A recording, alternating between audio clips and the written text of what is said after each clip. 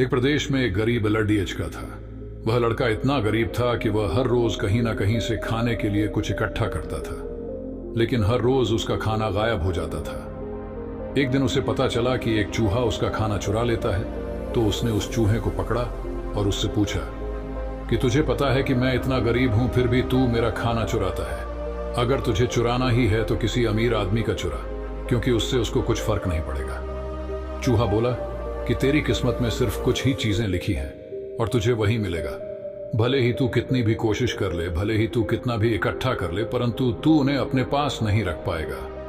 यह सुनकर वह बहुत अचंभित हुआ कि ऐसा कैसे हो सकता है। तो चूहे ने कहा कि अगर तुझे जानना ही है कि तेरी किस्मत में क्या है, तो तुझे भगवान बुद्ध के पास जाना पड़ेगा। वही तुम्हें बता सकते हैं कि तेरी किस्मत में क्या है। वह लड़का भगवान बुद्ध से मिलने के लिए निकल पड़ा। बहुत रात हो चुकी थी, इसलिए रास्ते में उसने एक हवेली देखी और उसने घर वालों से एक रात रुकने के लिए इजाजत मांगी। उसे इजाजत मिल भी गई। हवेली वालों ने उससे पूछा कि वह इतनी रात को कहां जा रहा है। लड्ढके ने उत्तर देते हुए कहा कि मैं भगवान बुद्ध के पास जा रहा हूं, अपनी किस्मत के बारे में पूछने के लिए। तो हवेली वालों ने कहा कि क्या तुम भगवान बुद्ध से हमारा ये सवाल भी पूछोगे? हमारी एक 16 साल की लड़ियचकी है जो बोल नहीं सकती है, तो क्या करे जिससे उसकी आवाज लौट आए।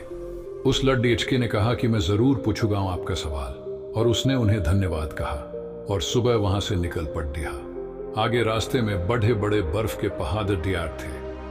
वह मुश्किल से ही एक पहाड़दाश को पार कर सका।